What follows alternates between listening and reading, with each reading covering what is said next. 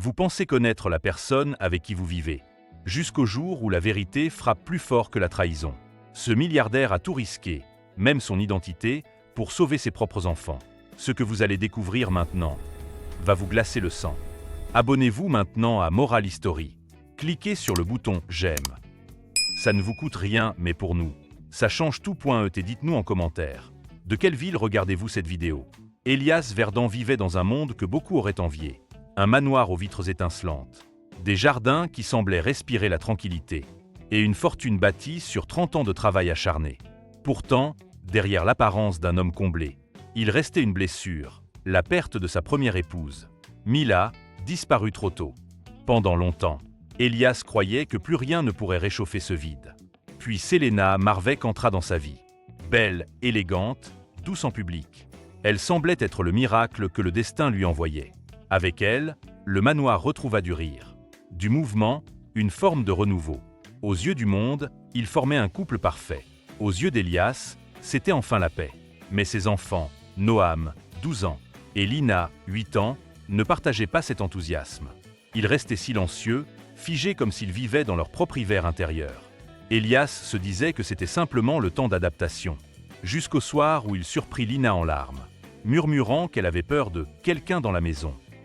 Ce fut la première fissure dans le tableau idyllique. Car ce qu'Elias ignorait encore, c'est que le véritable cauchemar venait de commencer. Pendant plusieurs jours, Elias tenta d'oublier les mots de Lina.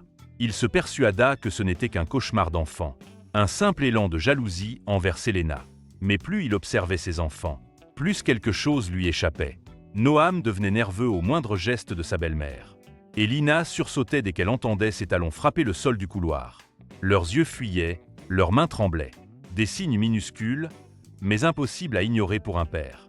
Une fin d'après-midi, alors qu'il rentrait plus tôt que prévu, Elias passa devant la salle d'études. Il entendit un murmure étouffé. Un souffle brisé. Lina.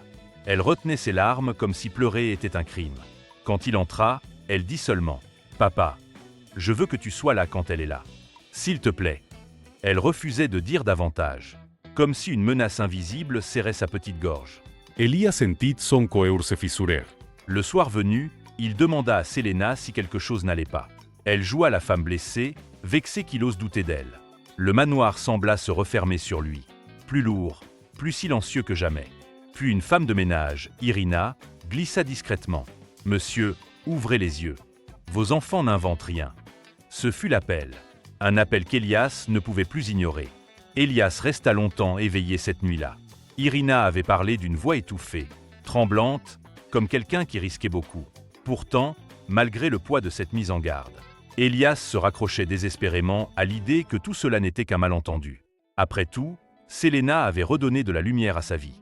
Comment accepter qu'elle puisse faire du mal aux enfants qu'il aimait plus que tout? Le doute rongeait son esprit, mais son cœur refusait la possibilité de ce cauchemar. Le lendemain, il observa Selena préparer le petit déjeuner avec un sourire parfait, parlant de projets de vacances. De renovations, de futurs eureux. Rien, absolument rien, dans son comportement ne laissait paraître la moindre cruauté. Elias se persuadait qu'Irina avait peut-être mal interprété une situation. Ou pire, qu'elle cherchait à nuire à sa nouvelle épouse. En fin d'après-midi, il s'isola avec Noam et tenta doucement de lui soutirer la vérité. Le garçon baissa les yeux et répondit d'une voix presque mécanique. « Tout va bien, papa. Selena nous traite bien. » Mais ses doigts, crispés au point de devenir blancs, racontaient une toute autre histoire. Elias aurait pu insister. Il aurait pu voir au-delà des mots.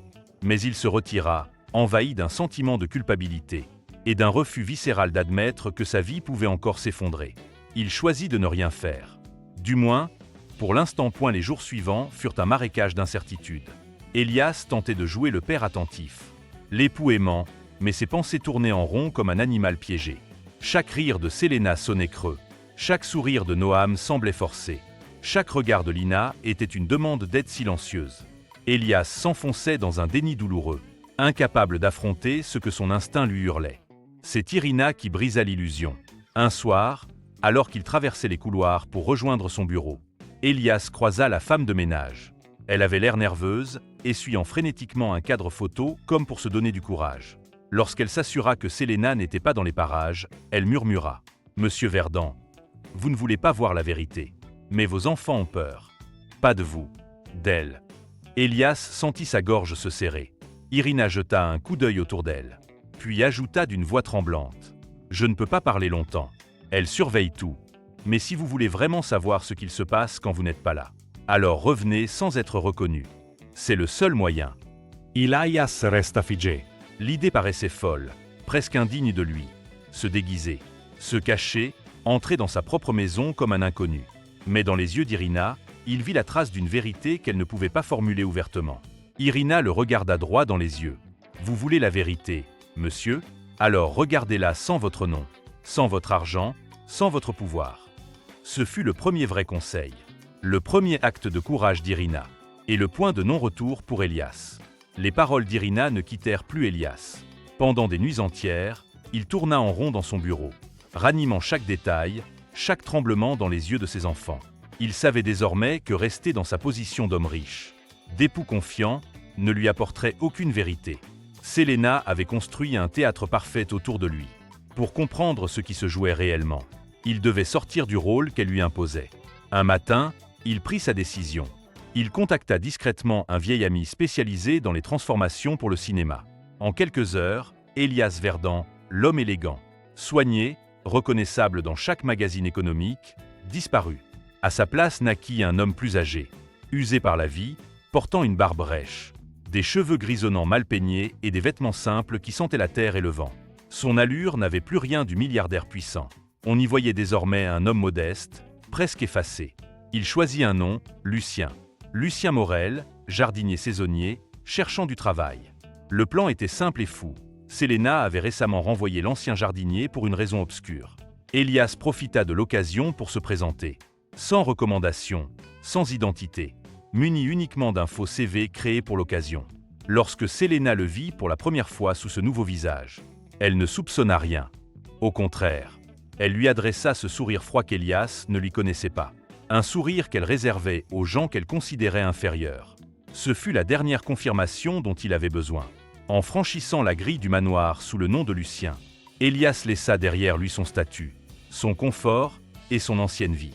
Le véritable voyage commençait. Sous le nom de Lucien, Elias découvrit très vite un manoir qu'il ne reconnaissait plus. Les couloirs qu'il traversait depuis des années semblaient soudain plus étroits, plus sombres, comme si les murs eux-mêmes retenaient leur souffle. Invisible derrière son déguisement, il observait, écoutait, absorbait chaque geste que Selena croyait sans conséquence. Très vite, il comprit que deux mondes coexistaient dans cette maison. Le premier, celui qu'il connaissait, poli et harmonieux lorsqu'il était présent. Le second, celui que Selena régnait d'une main glacée dès qu'il franchissait la grille. Les enfants étaient les premières victimes.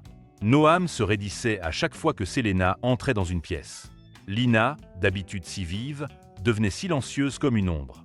Lucien, Elias vit plus d'une fois Selena s'approcher d'eux avec une douceur forcée, qui se brisait dès qu'elle pensait n'être observée que par le personnel. Irina, quant à elle, était devenue son allié invisible. Un simple regard entre eux suffisait pour échanger des informations.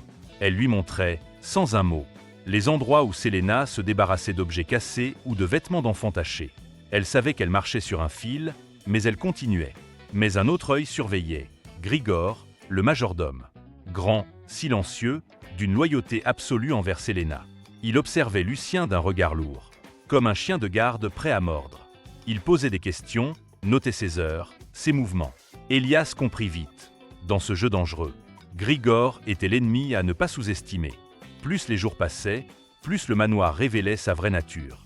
Un monde de menaces chuchotées, de regards fuyants, de cruauté dissimulée sous le velours. Le héros n'avait plus de retour possible. Il devait aller jusqu'au bout. Après plusieurs semaines dans la peau de Lucien, Elias pensait avoir déjà vu le pire. Mais ce qui arriva un vendredi soir dépassa tout ce qu'il avait imaginé. Il remarqua d'abord l'absence inhabituelle de Lina à l'heure du dîner. Noam, les yeux rouges, fixait son assiette sans toucher à la nourriture. Selena, elle, affichait un calme troublant, comme une reine sûre de son prochain coup. Lorsque la maison sombra dans le silence, Elias vit Grigor transporter une petite valise rose dans le couloir. Celle de Lina.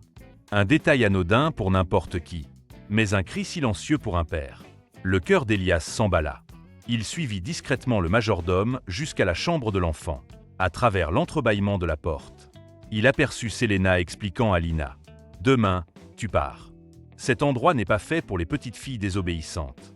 La petite suppliait, sanglotait, s'accrochait à son oreiller comme à une bouée. Elias sentit une rage glaciale lui traverser le corps. Il comprit que Selena ne cherchait pas seulement à punir, mais à isoler, briser, effacer tout ce qui pourrait contrarier son contrôle. Plus tard dans la nuit, alors qu'il remettait en ordre les outils du jardin pour jouer son rôle, Noam vint à lui. Le garçon tremblait, le regard brûlant de détresse. D'une voix brisée, il murmura « Papa, je sais que c'est toi. Aide-nous. Elle va emmener Lina loin d'ici. Demain, il sera trop tard. » Ces mots frappèrent Elias de plein fouet. Son déguisement venait d'être déchiré, non pas par un ennemi, mais par son propre fils. Le labyrinthe n'attendait plus. Il fallait agir avant l'aube, point la nuit avançait, lourde comme un secret trop longtemps retenu. Elias, sous son déguisement de Lucien, n'avait plus une seconde à perdre. Il savait que Selena frapperait au petit matin, envoyant Lina dans ce pensionnat lointain où elle pourrait la briser à l'abri de tout regard. Cette pensée lui traversait le cœur comme une lame glacée. Décidé, Elias pénétra en silence dans le bureau de Selena. Il devait trouver des preuves. Quelque chose qui dévoilerait son véritable visage. Il fouilla les tiroirs, les dossiers, les courriels imprimés, et ce qu'il découvrit dépassa l'imaginable. Des documents préparant le transfert d'une partie de sa fortune vers un compte étranger. Des lettres où Selena évoquait se débarrasser des obstacles émotionnels. Des photos des enfants annotées comme un plan stratégique. Mais alors qu'il s'emparait de ces preuves, une ombre se forma derrière lui. Selena. Debout dans l'embrasure de la porte, ses yeux brillants d'une froideur inhumaine. À ses côtés, Grigor, immense, menaçant, referma la porte à clé. Alors, jardinier, on aime fouiller, dit Selena d'une voix glaciale. Elias comprit, elle avait toujours soupçonné quelque chose. La tension était si forte que l'air semblait vibrer. Irina surgit soudain, haletante, tenant Lina par la main. « Laissez-les !» cria-t-elle avec un courage désespéré. Selena s'avança, le masque de douceur arraché, révélant une haine nue, presque brûlante. Elias, le cœur en feu, retira sa fausse barbe d'un geste brutal. La pièce se figea. « C'est moi, Selena. Et ce jardinier que tu croyais tuer. C'est ton mari. » Un silence meurtrier avala la pièce. Irina tremblait. Les enfants sanglotaient. Grigor recula, choqué. La vérité venait d'exploser. Et rien ne serait plus jamais comme avant. Lorsqu'Elias révéla son véritable visage, Selena resta d'abord figée, comme frappée par la foudre. Son masque s'était déchiré d'un seul coup, exposant au grand jour la femme qu'elle avait si soigneusement dissimulée. Son regard passa de la stupeur à une rage animale. « Tu n'avais pas le droit », souffla-t-elle, la voix tremblante de fureur. Mais c'était trop tard. Le pouvoir qu'elle détenait sur la maison venait de s'effondrer. Grigor, le majordome, vacilla. Pendant des années, il avait obéi aveuglément à Selena, persuadé qu'elle n'était qu'une épouse stricte. La vérité, révélée sous ses yeux, le désarma. « Je ne savais pas, monsieur Verdun », murmura-t-il, reculant d'un pas comme un homme qui découvre qu'il servait un monstre. Irina, elle, resta droite, malgré la peur qui lui broyait la gorge. Elle tenait Lina contre elle, Noam collé à ses jambes. Elias s'interposa entre Selena et les enfants. « Tu ne leur feras plus jamais de mal. » Plus jamais. Selena tenta de reprendre le contrôle, jouant soudain la femme blessée. « Trahi, manipulé. » Elle cria, pleura, accusa tout le monde. Mais plus personne n'écoutait. Elias avait les preuves en main. Documents, photos, correspondances. Irina confirmait tout. Les domestiques commencèrent à sortir des chambres, réveillés par les cris. Certains tremblaient, d'autres pleuraient. Tous savaient depuis longtemps que quelque chose n'allait pas. Lorsque la police arriva, alertée par Irina dans un moment d'audace silencieuse, Selena comprit que sa défaite était totale. Elle hurla, insulta, tenta encore de manipuler. Mais sa voix n'avait plus aucun pouvoir. Les enfants observaient cette scène en silence, serrés derrière leur père. Elias, debout au milieu du chaos, se sentit soudain plus fort. Il avait traversé la peur, le doute, l'humiliation. Il avait sacrifié son identité pour sauver ses enfants. Il n'était plus le même homme. Il était devenu le père qu'ils attendaient. Au lendemain de l'arrestation de Selena, le manoir Verdun paraissait méconnaissable. Les pièces semblaient plus lumineuses, comme si un poids invisible avait été arraché des murs. Pour la première fois depuis longtemps, Noam et Lina jouaient dans le jardin, libérés de la peur qui les paralysait. Ils riaient timidement, comme des enfants qui réapprennent à exister sans trembler. Elias, lui, observait cette scène avec un mélange de soulagement et de culpabilité. Il se rendait compte à quel point il avait été aveugle. L'amour qu'il croyait avoir retrouvé l'avait presque conduit à perdre ce qu'il avait de plus précieux. Pourtant, ce n'était pas la honte qui l'habitait, mais une promesse silencieuse. Plus jamais il ne laisserait une ombre s'abattre sur ses enfants. Irina devint le pilier de cette reconstruction. Son courage silencieux, son instinct protecteur, sa loyauté sans faille émergèrent enfin au grand jour. Elias lui proposa un poste permanent, non plus comme simple employé, mais comme gouvernante en chef. Protégée, respectée et valorisée. Irina hésita, émue, avant d'accepter avec une dignité humble. Avec le temps, Elias réapprit à être un père présent. Attentive, vigilant. Il accompagna Noam dans un club sportif, aida Lina à dessiner dans l'atelier rénové, et réorganisa sa vie professionnelle pour être enfin là où tout commence, à la maison. Et la morale, signature de Moral History, devint évidente. La vérité, même cachée derrière les murs les plus luxueux, finit toujours par éclater. Et le plus grand acte d'amour n'est pas de protéger son bonheur, mais de protéger ceux qu'on aime, même si cela demande de tout perdre. Le manoir verdant avait retrouvé sa lumière. Elias aussi. Et cette fois, personne ne la ferait disparaître.